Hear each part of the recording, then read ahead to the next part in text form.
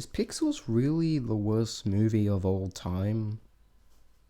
I mean, when it first came out, it was being hyped up like crazy for being just absolutely terrible. I mean, it was getting ones, twos if we were lucky. Even some people not only called it the worst movie ever by Sandler, but one of the worst movies of all time among video game movies. And it had this really big reputation, and I didn't honestly. And judging from the trailer, I was actually kind of excited because the trailer had the aliens have invaded, but now they're video game characters, and I was a little excited. The CGI looked really good, integrated well, had the pixely look. Yeah, I was excited to go see it. So a while ago, one of my friends asked me, "Want to go see Pixels?" I said sure, and then just yesterday, I went to go see the movie, and it was 2 hours. I sat through it, and by the end of it, I was thinking, do people really find this that bad? I mean, I can see why people hate it, but I don't really think it deserves the worst movie kind of reputation it's gotten. I just don't. It just doesn't, like. Well, I don't know. It just doesn't. It didn't really make me feel like I wasted my time watching it. There were good parts of the movie. I did enjoy certain elements of it, just as much as I despise some elements. But yeah, it just overall didn't get anywhere near the zeros for me, or even the twos of 0 out of 10. I mean, to further elaborate this, let's discuss the positives and the negatives of the movie.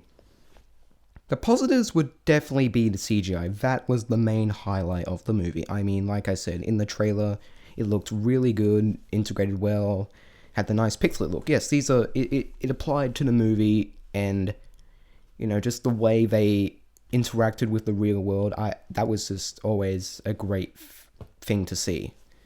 And I'm actually a little surprised how they were able to get all these characters. I'm kind of wondering how much money they used to license, because they got like Nintendo, Konami, they got all these different types of characters.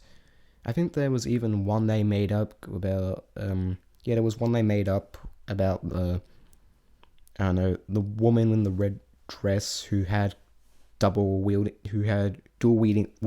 katanas, which I might be one of her own, so I don't know. But overall, the CGI was just definitely the best part of the movie. Even the credit scene after that, they had like a little pixel animation, 8-bit animation, just pretty much recapping all the events of the movie, and I honestly really liked that. I mean, I don't really know many credit sequences that I can honestly say I enjoyed, but surprisingly, they actually got that one right. Now the comedy. It had its highlights, yeah. I mean, there were some jokes that I remember laughing at. I can't think of any at the top of my head, not because they're forgetful, or maybe they are, I don't know. But I do recall laughing maybe every 15 minutes in the movie, 15 minutes, or kind of like clockwork. But there definitely were jokes I can remember that didn't work. Like, whatever the fire blaster or whatever his name is, whenever he spoke, like, I guess it was trying to be funny in the jerkish way, but I never really liked that kind of comedy. Not because I don't like mean-spirited humor, because, well, I can laugh at any humor as long as it's, done in a funny way. It just didn't really click with me, And I also remember there was a scene where Qbert, because Qbert appears in the movie because of the whole trophies thing, because we'll get to that in a little bit. In the final battle, he was so scared that he peed himself. To be honest, I was kind of grateful that he did that, because I don't remember from where, but I recall someone saying he crapped himself. And I honestly didn't want to see pixelated crap coming out of that little swearing orange ball with some kind of trunk like a vacuum cleaner on him. So at least it was piss, but that still didn't make the scene any easier. There was also this weird, like the absolute final scene was that, well, the guy who does Olaf from Frozen, he was able to meet up with that like red dress chick I was talking about from the beginning, because he's been obsessing over her ever since he was 10, and he was able to meet her in a real form because, you know, the aliens brought all the pixels to Earth and such, and Cuba actually transformed into this lady. So then they got married, and then he's like, kids, I'm home, and in the little baby crib there's 5 Cuberts. That disturbed me. Like, I mean, I get it, he was, you know, the Cubert became the lady, but I'm kind of wondering, like, did the snowman voicing guy, I don't even want to think about it. I honestly, it was a legitimate, what the, like, I had to lean back in my seat to try and get as far away from that as possible. It was just a big shock to me. And yeah, I mean, at least with its comedy, I can actually remember the bad things more, so I guess the jokes did stick with me more in that sense, but it wasn't bad. So, but really, the CGI and some parts of the comedy were really the only highlights of the movie. I mean, the plot, well, Adam Sandler and little fat Kevin James, like they're both kids in the 1982. They go to an arcade. Adam Sandler does really well, and then fat Kevin James, as a kid, he gives him a flyer and says, "You go to this arcade convention and get some world records." So he goes there and he does really well. He's gotten the world champion on about 3 titles. And then in comes this little person, and the little person from Game of Thrones, he comes in, and he's like, "I'm Firebrander, and I'm better than you!" And this obviously, well, not only annoys Adam Sandler, but annoys the audience, because quite frankly, like, they try to make him look like an ass, and they did a job well done. Congratulations, writer of I think his name was Tim. And, you know, they play, and, well, the Donkey Kong and Adam Sandler loses. And so 30 years later, he and Kevin James, well, they're older, Kevin James is president.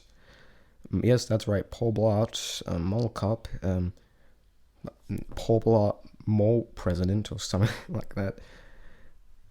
I mean, that should have been the plot of the second movie.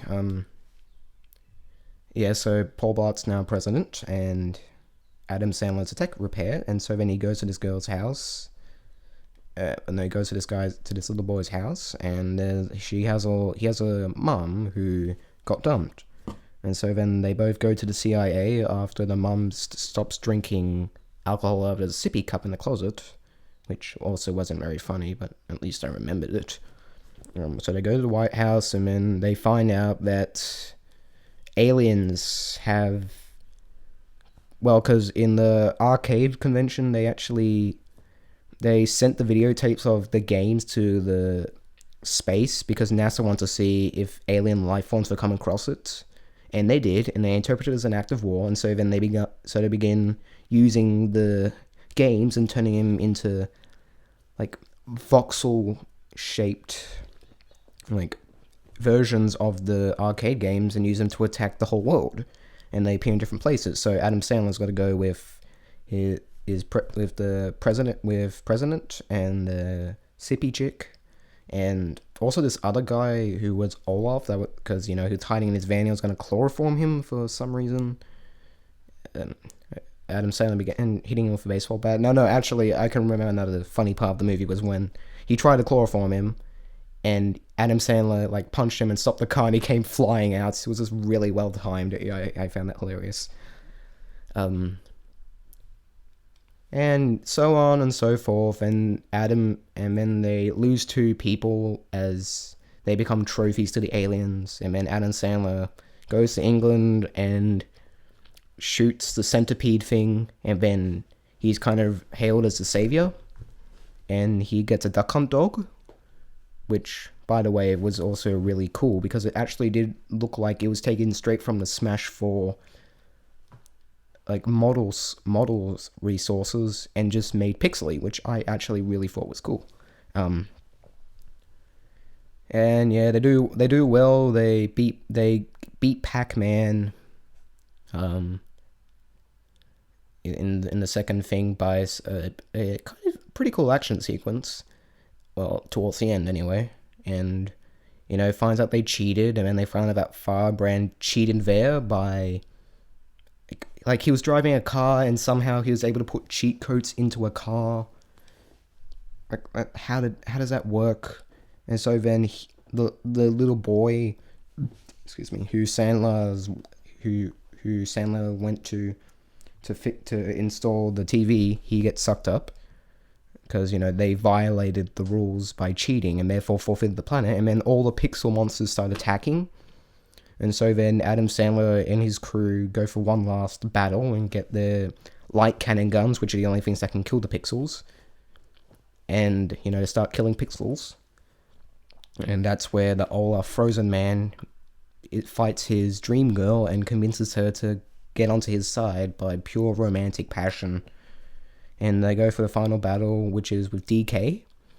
And well, the whole reason they lost the second one was because the fireball person cheated in the game. And how they win is also by cheating, because Adam Sandler very clearly throws the hammer at Donkey Kong's face, which you're not even allowed to do. But then again, Donkey Kong threw a barrel directly at the girl that was hanging onto the ledges, so I don't know, I guess they both cheated and no one really, because he can't do that either, and because of the whole, they follow the rules of the game, well, they didn't follow the rules then, so I guess what goes around comes around. Or maybe it was equal because then Donkey Kong, I'm getting point of this. So they saved the world, and yeah, and then they all live happily ever after, and then that whole Cubit babies things happen. I don't want to think about it. So the plot was decent, I guess. Like, just recapping it was, I don't know, like, it gave the opportunity to have the pixels take over the Earth and get some really cool CGI stuff, but otherwise it just wasn't very, I don't know, it just kind of seemed a little standard when it comes to invasion movies and how it all happened. I guess it had some interesting scenes, but I wouldn't really rate it that high. Now, let me tell you something about something I really hated in the movie. The romance. Why do so many movies have to have terrible forced romance? I mean, I'm a guy who's never fallen in love with anyone. Mainly because of what, like, people in movies and such deem as falling in love. I've never felt, because that, it's just, like, okay, how do I say this? Like Adam Sandler and the little boy's mom, they're destined to fall in love. It's quite clear, and I don't honestly see any chemistry between them. Like, they bicker, they throw insults at each other, and all of a sudden he sees her in a pretty dress, and it's like, damn, and then I guess that's when they become a couple. Yeah, I believe the relationship in Up more than I did Pixels or any other movie, and that was only for 10 minutes, and the girl died from old age, and that's more believable than that romance or any other romance. Oh, and let's not forget the snowman, like the Olaf voicing man, and his obsession with the red velvet dressed warrior, because that's not love. That's very clearly obsession. He spent like 30 years just obsessing over this girl, and then they fall in love, and they get married and have the freakish babies.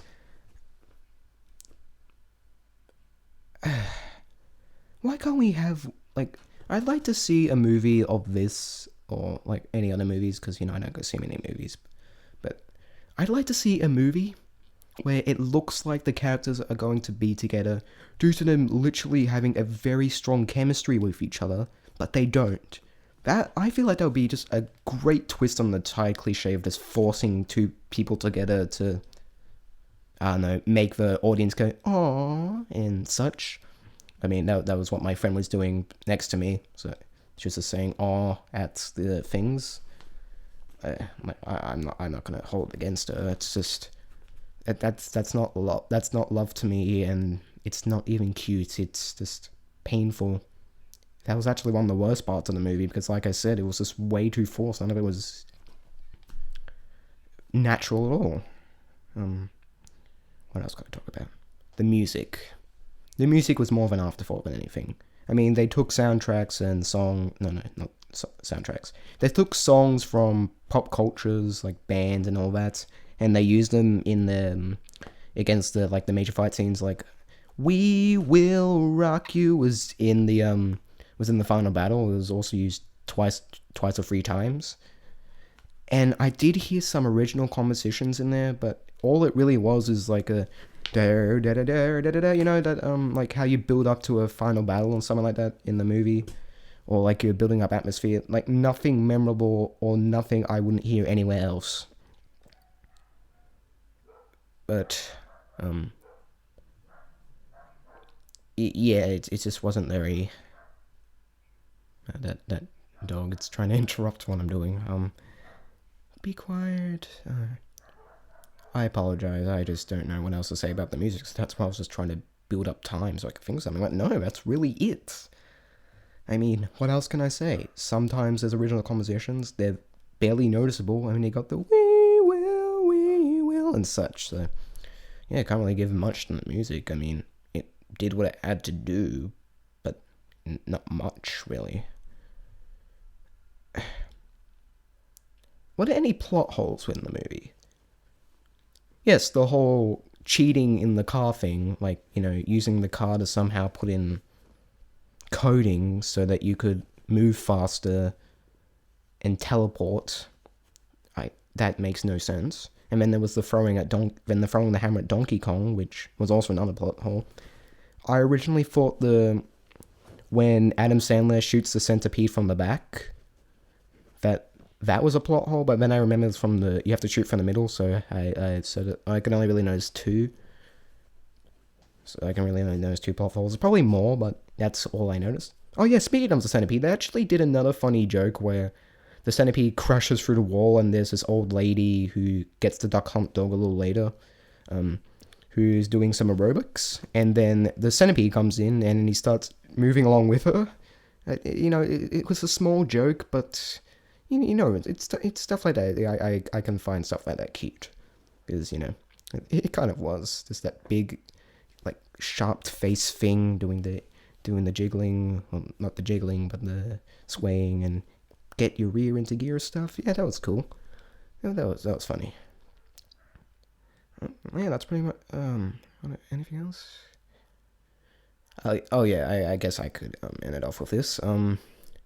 So going over, this like discussing it with myself, just going over the movie. I stand by my statement, but that doesn't really deserve as much hate as it gets. It's way overhyped. It's one of the worst things ever. Just kind of like, pretty much like how Frozen's Let It Go. Like Frozen was a really hyped movie, but that probably might be because of the song and the other Snowman one. So why do people hate it so much? I honestly, I don't really have a straight answer. Maybe the comedy's similar to other Sandler movies, which I've only really remember watching Happy Gilmore, and it kind of had the similar childish kind of stuff of it. So maybe Sandler was kind of taking those kind of bits and transferring them to his older ones. Because many people do that. Some people keep the same comedy and don't really evolve, and so maybe that's what people are sick of. They're sick of seeing the same kind of humor over and over again, especially since it can be pretty childish too. Like I said, the peeing scene, and there was a few, and the sippy cup stuff, that's pretty childish and seems like they're mostly teenagers and little children in the full movie theater who were laughing at stuff like that. No, actually, no, I don't think anyone laughed at either of those scenes. Okay, I think I heard a chuckle at the peeing scene from a few people. But otherwise, no, I honestly can't think of it. But then when I go on, like, other YouTube channels and I listen to the reviews of them, like, I remember there was this one guy who said something along the lines of, like, if you went and bought a ticket to this movie, or if you even enjoyed this movie in the slightest, then just F yourself. Just F you're part of the problem. Well, okay, I heard that, like, I don't know how long ago, but I'm gonna hope that I just misremember that. But if it was something along the lines of that, then I think it might be just going a bit too far. I mean, there's definitely worse movies out there. I haven't seen many of them, and I can't really name any off the top of my head, but I do recall seeing worse movies that deserve a lot more hate than this. I mean, this movie didn't really get me angry. It just made me laugh a few times and made me revile in horror at some of the humor they put in there. But besides that, no, there was really, like, nothing, like, jaw-droppingly, what? But besides that, no, not really. So, yeah, if you really hate this movie, like, to that degree, I can understand, and I also think it's, maybe you might be going a little bit too far with your hatred. I mean, like, I don't want to say you shouldn't hate the movie, but at the same time, it could have been worse. There could have been no funny humor, like, nothing that made you chuckle. It could have been all scenes that make you revile in horror. It could have, the CGI could have looked terrible. They couldn't have gotten, like, Queen music and stuff like that. Those songs are awesome. They couldn't have gotten that. They couldn't have, they could have had, well, the plot was kind of lazy, but, you know, they could have had a lazier plot. They could have maybe, I don't know, they could have, yeah, it's just could have been worse. So, yeah, that's my opinion on the movie. How did you think of the movie? I mean, if you want to tell me in below, I'm actually very interested in hearing others' opinions, so go ahead. Yeah, thanks for listening, and I probably won't ever do another one of these again.